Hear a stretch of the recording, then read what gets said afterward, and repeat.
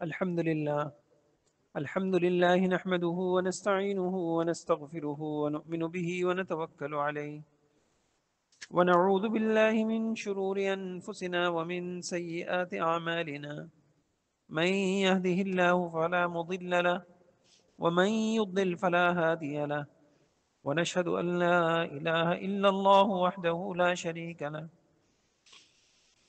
ونشهد أن سيدنا ومولانا محمدا عبده ورسوله أما بعد فأعوذ بالله من الشيطان الرجيم بسم الله الرحمن الرحيم وإذا رأيتهم تعجبك أجسامهم وإن يقولوا تسمع لقولهم كأنهم خشب مسندة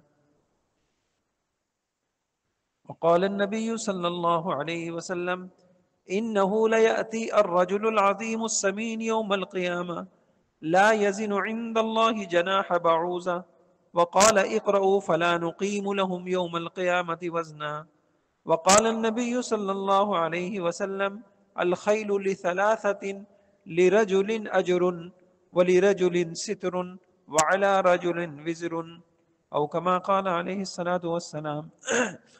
میرے محترم بھائیوں، حضور علیہ الصلاۃ والسلام کی ایک سنت میں دنیا کی آخرت کی ہمیشہ کی سعادتیں ہیں، کامیابیاں ہیں، راز چھپے ہوئے ہیں کامیابیوں کے، سعادتوں کے سمندر چھپے ہوئے ہیں ایک سنت کے اندر۔ کاش کہ ہم اپنے نبی کے علم کی، ان کی زندگی کی قدر کرتے۔ اگلی صفوں میں تشریف لے آئیے، اگلی صفوں میں آ جائیے۔ یہ بھی حضور کی سنت ہے، کیسے بیٹھنا ہے۔ میرے بھائیوں، میں یہ مضمون عرض کر رہا تھا، انسان مکان بناتا ہے تو ہمارے حضور علیہ السلام کی سنتوں میں ہمیں کیا ملتا ہے کہ ہم کیسا بنا سکتے ہیں۔ تو ایک میں نے آپ سے عرض کیا، ایک ہے ضرورت کا درجہ، ضرورت بقدر ضرورت۔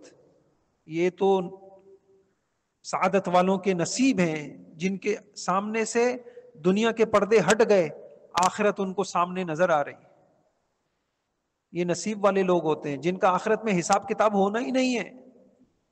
وہ کہتے ہیں نہیں بھائی، یہ اسی وجہ سے ایسے اللہ والے گزرے ہیں جو اپنے جسم کے کپڑے بھی اپنے کسی دوست کو دے دیتے ہیں کہ بھائی یہ کپڑے بھی آپ کے ہیں، اب آپ کی اجازت ہو تو میں پہن لوں گا، تاکہ میں اس دنیا سے ایسا جاؤں کہ میری ملکیت میں کوئی چیز نہ ہو۔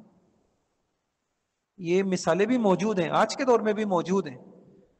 کچھ نہیں بناتے، وہ ڈرتے ہیں، کانپتے ہیں یوم الحساب سے، یوم الحساب سے۔ جیسے آئے تھے یا اللہ ایسے چلے گئے، اور ان کے لیے آخرت میں کوئی حساب کتاب نہیں ہے۔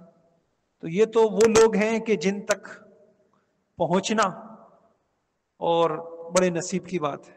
نمبر 2، شریعت نے درجہ رکھا ہے آسائش کا، گنجائش ہے، آرائش کا گنجائش ہے۔ آخری درجہ میں عرض کر رہا تھا، آج میں اس کو عرض کرتا ہوں، نمائش، اپنے پیسے کی نمائش، اپنے حسن کی نمائش، اپنی طاقت کی نمائش، اپنی گاڑیوں کی نمائش۔ میرے بھائیوں، یہ اللہ کی پکڑ ہے۔ اللہ کسی کو اس عذاب میں مبتلا نہ کر۔ میں کیسا لگ رہا ہوں، میں کیسی لگ رہی ہوں، میرا گھر کیسا لگ رہا ہے، کیسا لگ رہا ہے، لوگوں کے لیے جو کچھ ہو رہا ہے لوگوں کے لیے۔ آج میں آپ کے سامنے بہت ساری احادیث رکھوں گا، ان حدیثوں سے آپ، آیتوں سے، حدیثوں سے آپ فیصلہ کیجئے گا کہ عند اللہ یہ کتنا بڑا جرم ہے۔ اللہ کہہ رہے ہیں ٹھیک ہے، میں نے تمہیں ضرورت کے لیے پیسہ خرچ کرنے کی اجازت ہے، کپڑوں پہ، مکان پہ، چشمے پہ، گاڑی پہ، اپنی رہائش پہ، برتنوں پہ، اپنے ڈرائنگ روموں پہ، فرنیچر پہ خرچ کرو ضرورت کا۔ چلو کچھ سہولت، آرائش چاہتے ہو وہ خرچ کرو، آسائش چاہتے ہو خرچ کرو، لیکن اس کی میں اجازت نہیں دیتا کہ نمائش کرو۔ ایک حدیث ہے بخاری شریف میں، اور شاید پیسہ خرچ کرنے میں اس سے جامع کوئی حدیث آپ کو نہیں ملے گی۔ میں نے اپنے بچوں کو پڑھاتے ہوئے یہ کہا، تم یہ حدیث کا ٹکڑا کاٹ کے اپنے بٹوے پہ لکھ کے لگا لو۔ یہ حدیث، یہ 3 جملے میں آپ کو بتا رہا ہوں، یہ اپنے بٹوے پہ لکھ کے لگا لو، کیونکہ خرچ وہیں سے کرتے ہیں نا آپ۔ پیسہ وہیں سے نکلتا ہے. اچھا وہ حدیث کیا ہے؟ میں نے کہا کوئی دیکھے گا تو ہنسے گا کہ شاید تم بے وقوف ہو. وہ حدیث یہ ہے، آج سنیے آپ وہ حدیث. دنیا کے سارے خرچ کو اللہ کے نبی نے ایک حدیث میں سمجھا دیا. دنیا میں آپ چاہے گدا گاڑی لیں، آپ چاہے جہاز خریدیں، اللہ کے نبی نے 3 آپ کی کیٹیگری بنا دی. کیا فرمایا؟ حضور علیہ السلام نے فرمایا الخیل لثلاثۃ، گھوڑے کے مالک، گھوڑا رکھنے والے 3 قسم کے ہوتے ہیں. تو گھوڑا کیا چیز ہے؟ سواری. اب گھوڑے کی جگہ آپ آج کی سواری رکھ لیں گاڑی، اور صرف گاڑی کیوں رکھیں، اس کی جگہ رکھیں مکان.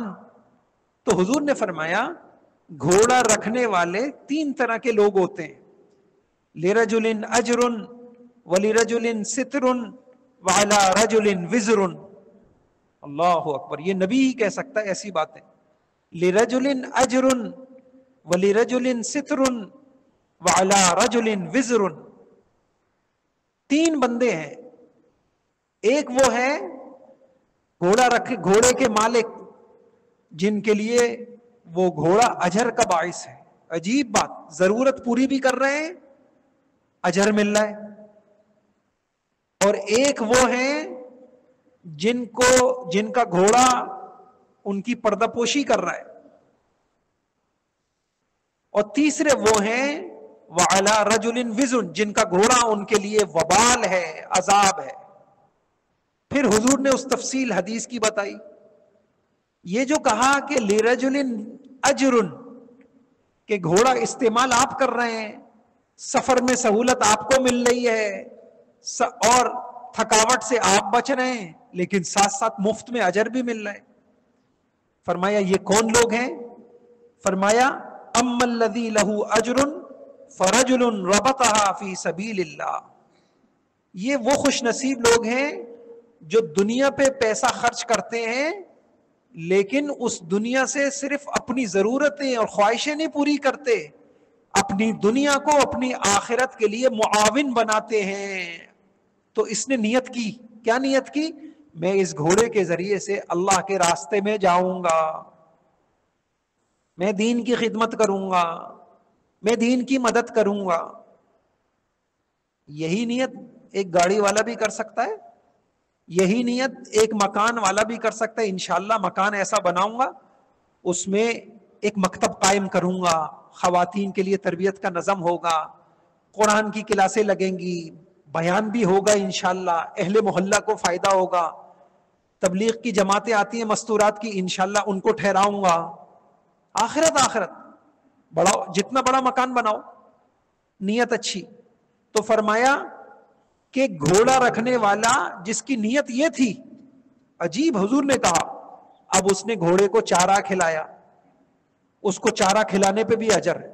عجیب، اس کا حتیٰ کہ حضور علیہ السلام نے یہ کہا کہ اس نے گھوڑے کی رسی لمبی کر دی، گھوڑے نے چارہ اجر. کبھی گھوڑا رسی چھڑا کے بھاگا، اس کے جو پیر کے نشان ہیں اس پہ بھی آپ کو اجر. گھوڑے نے پیشاب کیا، لید کی، اس کو بھی آپ کے نام اعمال میں تولا جائے گا. سبحان اللہ. اس لیے بھائیوں، آخرت میں کہیں ہم پیچھے نہ رہ جائیں. بڑوں نے ایک بات کہی تھی، علی میاں نے، مسلمان بدنیت تو کم ہوتا ہے لیکن بے نیت زیادہ ہوتا ہے. ہم خرچ کر رہے ہوتے ہیں لیکن نیت ہی نہیں ہوتی ہمارے سامنے کوئی اچھی نیت. اب کیا فرمایا حضور نے کہ اب وہ گھوڑا بھاگ گیا، اس نے کہیں نہر پہ پانی پیا، آپ کو اس کے اوپر بھی اجر، اس کی لید پہ اجر، اس کے پیشاب پہ اجر، اس کے چارے پہ اجر، اس کے رکھنے پہ اجر، اس پہ اجر ہی اجر. آپ گاڑی کے پیٹرول پہ اجر، گاڑی کی اوپر جتنے خرچے آپ کر رہے ہیں، آپ کی نیت اچھی ہے، اجر اجر اجر اجر. اب آپ دوسرا جملہ حضور نے کہا وَلِرَجُلٍ سِتْرٌ، دوسرا بندہ وہ ہے کہ اس کے لیے ایک پردہ ہے، اس کا مال اس کے لیے پردہ ہے. گھوڑا رکھا ہوا ہے، اندر حالات اچھے نہیں ہیں لیکن گاڑی ہے، تو اس کے فقر کے اوپر پردہ، اس کی محتاجی کے اوپر پردہ ہے. لوگ اس کو سفید پوش سمجھ رہے ہیں. یہ بھی گنجائش ہے. لوگ کیا سمجھ رہے ہیں؟ اس کو غریب نہیں سمجھ رہے، معاشرے میں اس کو ایک معزز ایک فرد سمجھ رہے ہیں، اس کو فقیر نہیں سمجھ رہے اس کو. تو اس کے اس خرچ نے اس کے اوپر پردہ ڈال رکھا ہے. اسی لیے علماء نے لکھا کہ بعض نیتوں سے اچھا لباس، میری کتاب ہے ایک لباس سے متعلق، کہ اس میں یہ ایک ہے اچھا لباس اس نیت سے کوئی پہنے تاکہ لوگ مجھے فقیر نہ سمجھیں، حقیر نہ سمجھیں. تو یہ اس کے لیے یہ نیت بھی ہے. تو حضور نے فرمایا کہ اس نے اعلیٰ نیت تو نہیں کی، لیکن چلو دنیا میں اس کو فائدہ اس کا مل رہا ہے. تیسرا بندہ کون ہے؟ جس نے گھوڑا رکھا. کس لیے رکھا؟ حدیث کے الفاظ ہیں ربطہا فخرا وریاء ونواء. آپ کا گھوڑا نام نمود کے لیے، دکھلاوے کے لیے، کون سی گاڑی میں بیٹھ رہا ہوں میں، نام نمود، میں کون سے بنگلے میرے پاس ہے، کون سی چیز میں استعمال کر رہا ہوں، نام نمود، دکھلاوا، لوگوں کو مروب کرنا. ونواء، نواء کا ترجمہ کیا ہے؟ نوان کا کیا ہے؟ اسلام دشمنی میں اس کا مال استعمال ہو رہا ہے، بجائے یہ کہ اس کا مال دین میں، دین کی اشاعت میں، حفاظت میں استعمال ہوتا، وہ دین دشمنی میں استعمال ہو رہا ہے. یہ بندہ ہے، اس کا خرچ اس کے اوپر وبال ہوگا. اب یہ میں نے آپ کو بتایا، یہ حضور کی یہ حدیث دنیا کے ہر خرچ کی 3 تقسیم کرتی ہے. یا تو وہ خرچ آپ کے لیے اجر بنے گا، یا وہ آپ کے لیے پردہ بنے گا، یا وہ خرچ آپ کے لیے وزر بنے گا، کل قیامت میں عذاب کا ذریعہ بنے گا. اب آپ گھوڑے کی جگہ کیا رکھ لیں؟ مکان رکھ لیں. آپ نے مکان خریدا، اب یہ مکان آپ کے لیے اجرن سترن وزرن. اس کی جگہ آپ اپنی سواری رکھیں، اس کی جگہ آپ اپنے کھانوں کو رکھیں، اس کی جگہ آپ اپنی تقریب کو رکھیں. دنیا میں تقریب، شادی کی تقریب ہو رہی ہے، تو اسی کی جگہ اسی حدیث میں آپ وہ رکھیں. اب کیا ترجمہ ہوگا؟ یہ تقریب آپ کے لیے تو ثواب کا باعث بنے گی، یا آپ کے لیے پردہ پوشی کا ذریعہ ہوگی، یا یہی تقریب آپ کے لیے عذاب کا ذریعہ ہوگی. تو حضور کی یہ اتنی کمال کی حدیث ہے جو ہمارے سامنے 2 اور 2 4 کی طرح بالکل معاملات کو واضح کر دیتی ہے، ہمارے خرچ کو واضح کر دیتی ہے.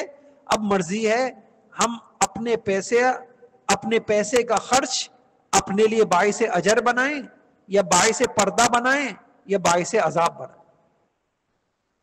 تو میں یہ بات یہاں سے آ گئی تھی کہ میں آپ سے یہ عرض کر رہا تھا کہ مکان بنایا اور دکھلاوا مقصود ہے، نمود مقصود ہے، نمائش مقصود ہے، مروب کرنا مقصود. یہ نوجوانوں میں بہت ہے، برانڈڈ برانڈڈ برانڈڈ. چشمہ بھی ہے تو یہاں پہ لکھا ہوا نظر آنا چاہیے یہ کہاں کا ہے. مجھے تو نام نہیں آتے، بچے نام بتاتے ہیں، میں ان سے پوچھتا ہوں. گاڑی ہے فلاں ہے، چشمے پہ یہاں پہ لکھا ہوا نظر آئے، جے ڈاٹ نظر آیا. برانڈ برانڈ برانڈ، ایسی بیماری اللہ نے لگائی ہے. کاش کہ ان کو یہ کوئی حدیث پڑھانے والا ہو، کاش ان کو حضور کا علم کوئی سکھانے والا ہو. کوئی باپ ان کو بتاتا کہ بیٹا اس مال کو اپنے لیے عذاب مت بناؤ. یہ دکھلاوا، میں نے جوتے میں نے یہاں سے خرید، صابن دکھاتے ہیں، اپنا پیسٹ، ٹوتھ پیسٹ دکھاتے ہیں، میں نے فلاں علاقے سے خریداریاں کرتا، میں فلاں مارٹ سے خریداریاں کرتا ہوں. شاپنگ، وہ شاپر ہوتے ہیں نا، اس کی نمائش ہوتی ہے. وہ بھی دکھائے جاتے ہیں کہ ہمارے گھر میں جو راشن آتا ہے وہ کوئی عام دکان سے نہیں آتا، فلاں مارٹ سے ہمارے یہاں آتا ہے. میرے بھائیوں، یہ وہ عذاب اللہ نے لگا دیا ہے، اس عذاب کی کوئی انتہا نہیں ہے. کاش آج ہماری نسل کے اندر سے یہ بیماری ختم ہو جائے، بیٹوں کی، اولادوں کے، ماں باپ سے جھگڑے ختم ہو جائیں. پیسہ چاہیے، بیویوں کے جھگڑے ختم ہو جائیں. نمائش ہے، تقریب میں اس لیے نہیں جا رہے کہ صلہ رحمیاں ہوں گی، تعلقات ہوں گے، تعلقات بڑھیں گے، رشتے نبھیں گے. کوئی نہیں، تقریب میں ہم دکھائیں گے کہ ہم کیا پہن کے آئے، تم کیا پہن کے آئے. یہی جوتے عذاب بنیں گے، یہی کپڑے عذاب بنیں گے. وَلِرَجُلٍ وَعَلَى رَجُلٍ وِزْرٌ. اس لیے بھائیوں، حضور علیہ السلام کی ایک حدیث، میں کچھ آیتیں آپ کو بتاتا ہوں. میں نے ایک دن جمع کیا، ہمارے نبی نے سارا زور کردار پہ لگایا ہے. کردار کے آلہ بنو، ساری چیزیں تم اللہ کے اعلیٰ بنو، کردار کے اعلیٰ بنو، چیزوں سے اپنی قیمت نہ لگاؤ. یہ بے ساکھیاں ہیں، ان بے ساکھیوں سے اپنے آپ کو اوپر مت اٹھاؤ. اپنے آپ کو اوپر اٹھانا ہے اپنے علم سے، اپنے عمل سے، اپنے اخلاق سے، اپنے تعلق مع اللہ سے، اپنے تقوی سے. اس سے اپنے آپ کو اٹھاؤ. عزتیں ملیں گی، عروج ملے گا، محبتیں ملیں گی، دعائیں قبول ہوں گی. یہ کیا کردار ہے کہ تم دوسروں کے سامنے اس کپڑے کے ذریعے سے تم اچھا بننا چاہ رہے. وہ ایک آپ نے سنا ہوگا نا، بزرگ دعوت میں گئے، شیخ سعدی، اور سادے سے کپڑے ہیں. بادشاہ کے دربار میں کسی نے گھسنے نہیں دیا. نہیں نہیں نہیں بھائی، بادشاہ نے کھانا غریبوں کو دیا ہے، میں آ رہا ہوں. نہیں نہیں نہیں تم نہیں جا سکتے. پھر نوابوں کا سوٹ پہنا اور دعوت میں گئے. اور دعوت میں جب گئے اللہ والے، تو وہ سالن لقمہ لیتے اور اپنے کپڑے پہ ڈالتے. لقمہ لیا، لوگوں نے کہا یہ کیا بے وقوف حرکت. کہا تم لوگوں نے میرے کپڑے کی دعوت کی ہے، میری تھوڑی کی ہے. میں تو پہلے بھی آیا تھا، کسی نے گھسنے نہیں دیا تھا. تم تو کپڑے دیکھ دیکھ کے لوگوں کی عزتیں کرتے ہو. میرے بھائیوں، یہ علم ہے، خدا کی قسم یہ علم تھا. ABCD علم تھوڑی ہے. انسان کو پتا ہو کہ انسان کی اصل قیمت کیا ہے، کردار ہے. کسی نے اچھی بات کہی، آپ نے دیکھا نا، لوگ تبصرہ کرتے ہیں کہ جی فلاں گاڑی میں ایک آدمی آیا تھا، گاڑی تو 4 کروڑ کی تھی، 2 کروڑ کی تھی، پر بندہ 2 کوڑی کا بھی نہیں تھا. گاڑی 2 کروڑ کی تھی پر بندہ 2 کوڑی کا بھی نہیں تھا. آپ جتنا بھی دکھا لیں، لوگوں نے یہ تبصرے کرنے. لوگ زبان دیکھیں گے، لوگ آپ کا کردار دیکھیں گے، لوگ آپ کی صفات دیکھیں گے. آپ کو انسانوں کے ساتھ بات کرنے کی کتنی تہذیب ہے، آپ کو بڑوں کا کتنا ادب ہے، آپ کو غریبوں کا کتنا خیال ہے، آپ لوگوں کے ساتھ کتنا اچھی طریقے سے ملتے ہیں. لوگ تو یہ دیکھیں گے. ہمارے نبی نے اس کو کئی طریقے سے سمجھایا. قرآن کی ایک آیت ہے، حیرانگی ہوتی ہے اس آیت پر. وَإِذَا رَأَيْتَهُمْ تُعْجِبُكَ أَجْسَامُهُمْ وَإِن يَقُولُوا تَسْمَعْ لِقَوْلِهِمْ كَأَنَّهُمْ خُشُبٌ مُّسَنَّدَةٌ. اللہ اکبر. حیرانگی ہوتی ہے اس آیت پہ. اللہ تعالیٰ اپنے نبی سے کہہ رہے ہیں، بعض منافقین ان کا اے نبی آپ بھی متاثر ہو جاتے ہیں، اتنے اسمارٹ اور ایسی ان کی باڈی. آج ہمارے بچے اگر جم جانے لگ جائیں، ان کی آستینیں سکڑنا شروع ہو جاتی. ہر چیز دکھانی ہے، ہر چیز. اور یہی وجہ ہے کہ معاشرے میں سکون نہیں ہے. اسی وجہ سے اس وقت جو اللہ والے ہیں اچھی زندگی کا ایک راز بیان کرتے ہیں. اگر آپ اچھی زندگی گزارنا چاہتے ہیں تو آپ جو ہے آپ لوگوں کو دکھانا چھوڑ دیں. نظریں لگتی ہیں. اس وقت اگر آپ کو اچھے حال میں کوئی دیکھے گا تو خوش نہیں ہوگا، حسد کرے گا.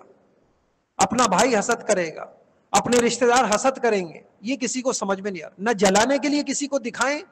آپ جو ہیں، جتنے ہیں، اچھا ہے کہ کوشش کریں آپ اس سے کم نظر آئیں.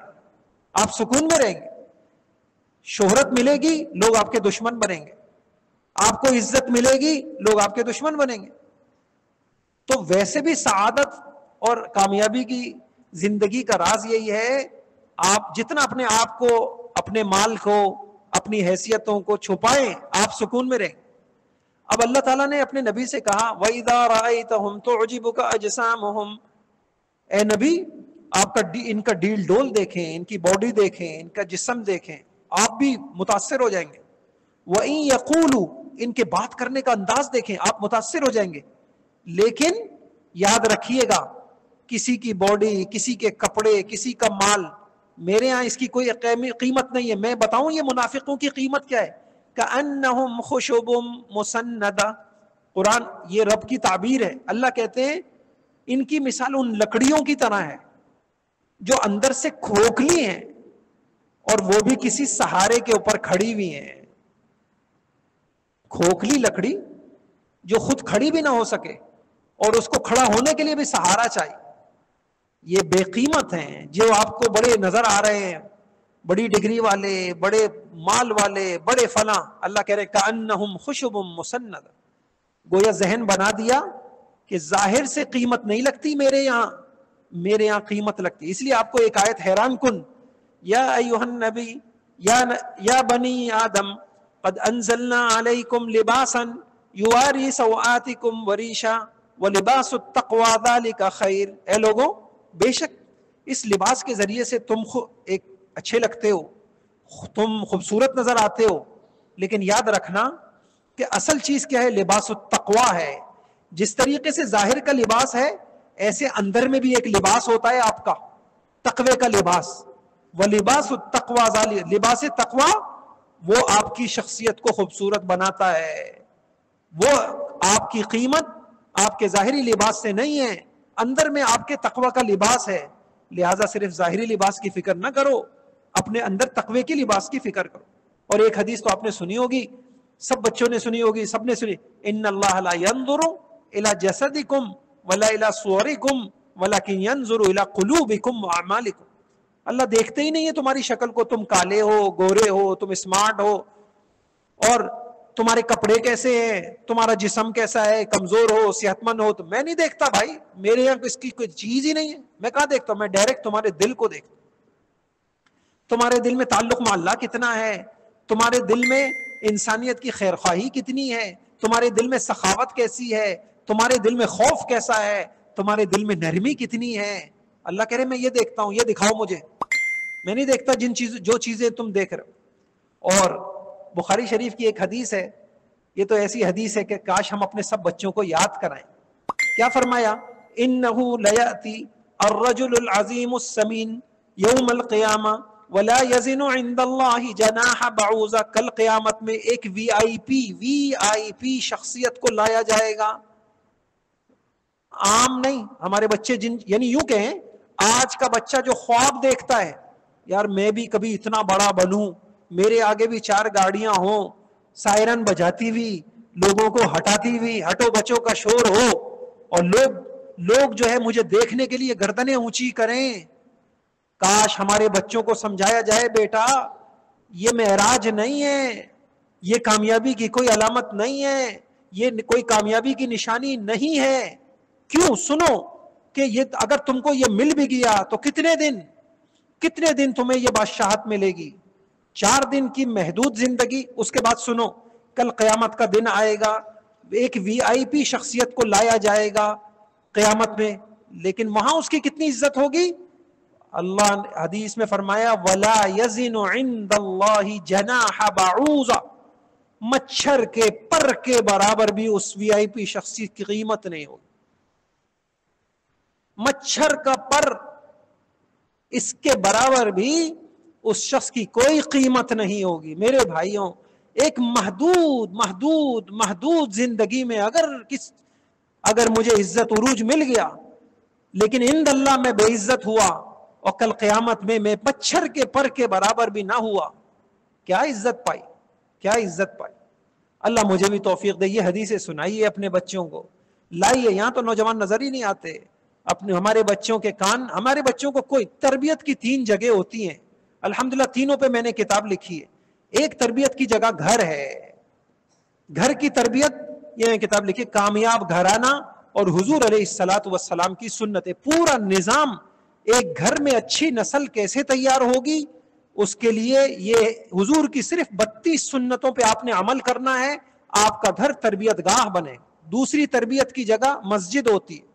مسجد فقط نماز کی جگہ نہیں ہے، یہ تربیت گاہ ہے. تربیت گاہ، یہاں کا درس تربیت کے لیے، یہاں جمعے کا بیان تربیت کے لیے، یہاں اعتکاف تربیت کے لیے، یہاں مسجد میں آنا تربیت کے لیے. جو مسجد تربیت گاہ بنے گی، وہ مسجد اپنے مقاصد، وہ انتظامیہ اس کے لیے بڑا فخر کے باعث. اس لیے سب کی فکر یہ ہو کہ ہماری مسجد تربیت گاہ بنے، تعلیم گاہ بنے. تیسری جگہ ہماری تعلیم گاہیں ہیں. ایک کتاب اللہ نے توفیق دی، اداروں کے لیے جامع نظام تربیت. تو الحمدللہ انسان بنتے ہیں 3 جگہوں میں، گھر میں، مسجدوں میں، اور اپنی تعلیم گاہوں میں. اور وہاں تربیت کیا ہوگی؟ سوچوں کی تربیت ہو، پاکیزہ سوچیں مل رہی ہوں، اور بچوں کو جینے کا، زندگی گزارنے کا طرز مل رہا ہو، اور بچے ان بیماریوں سے نکل لیں. اللہ مجھے بھی توفیق عطا فرمائے، آپ کو بھی توفیق عطا فرمائے. کوشش کریں، لائیں ہمارے بچوں کو یہ والی باتیں نہ آج کوئی باپ سناتا ہے، نہ دادا سناتا ہے، نہ دادی سناتی ہے. اور کہاں سے سنائے؟ اس نے خود نہیں پڑھا. اور کہاں سے سنائے؟ ہمارے گھر میں کتنی حدیثوں کی کتابیں ہوتی ہیں بتائیے؟ کس کے گھر کے اندر حدیثوں کی کتابیں موجود ہیں؟ ہمارے گھر میں جگہ ہی نہیں ہے. اگر باپ دادا کا شوق بھی ہوتا ہے تو ردی پیپر والے کو حدیث کی کتابیں بکتی ہوئی ہم نے دیکھی. تربیت کہاں سے ہو؟ علم کہاں سے آئے؟ پھر ایک ایسی نسل تیار ہو رہی ہے جو صرف خواہش کو جانتی ہے. اس کی خواہش ابا کی خواہش سے ٹکرا جائے، وہ نہیں جانتا ابا کیا چیز ہوتا ہے، اماں کیا چیز ہوتی ہے. وہ ابا سے لڑے گا، اماں سے لڑے گا، ایک خواہش پہ لڑے گا. یہ وہ کردار ہے. اب کردار کے لحاظ سے یہ کس کردار کا بچہ ہے، یہ کس کردار کی بچی ہے؟ اب وہ کہ میں کیسی لگ رہی ہوں. بھئی تم کیسے اپنے باپ سے پوچھو کہ تم اس کو کیسے لگ، اپنے رب سے پوچھو کہ تم رب کو کیسے لگ رہے ہو. تم اپنے رب سے پوچھو کہ تم اپنے رب کو کیسے. ابھی میں آیت پڑھا رہا تھا بچے کو، لمقت اللہ اکبر من مقتکم انفسکم اذ تدعون الی الایمان فتکفرون. جب جہنم میں ڈالا جائے گا تو انسان کو اپنے آپ سے نفرت آئے گی، گھن آئے گی. میں کتنا گھٹیا انسان تھا، اپنے رب کو نہیں پہچان سکتا. میں کتنا گھٹیا انسان تھا، اپنے باپ کا حق ادا نہیں کر سکتا. اللہ پاک کیا کہیں گے؟ آج جتنی تم کو اپنے آپ سے نفرت ہو رہی ہے نا، دنیا میں مجھے تم سے اس سے زیادہ نفرت تھی جب تم میری نافرمانی کرتے تھے. اللہ اکبر. زمین پہ ہم چل رہے ہوں اور اللہ ہمیں نفرت کی نگاہ سے دیکھ رہا ہو کہ گھٹیا ترین انسان ہے. اس لیے آپ نے حدیث سنی ہوگی، جب قبر میں جائے گا تو قبر کہے گی تیرا آنا منحوس.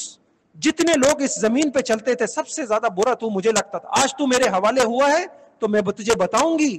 یہ آپ نے پڑھی ہے فضائل اعمال میں، آپ سن. آج تو میرے حوالے ہوا ہے تو میں تجھے بتاؤں گی کہ قبر کیا ہوتی ہے. اس کو دباتی ہے، اس کی پسلیوں میں گھس جاتی. اس لیے بھائیوں، اس سے نکلنا ہے میں کیسا لگ رہا ہوں، میں اپنے رب کو کیسا لگ رہا ہوں، میرا باپ مجھ سے خوش ہے کہ نہیں ہے. اب دو کام کر لیں، اللہ خوش ہو، اللہ کا رسول خوش ہو، اور اللہ کی مخلوق خوش ہو. اگرچہ بہت مشکل ہے اللہ کی مخلوق کو خوش کرنا. اپنی سی کوشش کریں گے کہ ہم کسی کی حق تلفی نہ کریں. اس دنیا سے ایسے چلے جائیں باپ راضی ہو، جنت کے دروازے کھلے ہوئے، ماں راضی ہو، جنت کے دروازے کھلے ہوئے. اور روئیں گے، اللہ سے مانگیں گے، اللہ کمزور ہیں، خواہشوں سے بھرے ہوئے ہیں، اللہ تو ہی ہمارے لیے حقوق کی ادائیگی آسان کر دے. رو دھو کے چلے جائیں گے، انشاءاللہ کوئی زندگی بن جائے گی.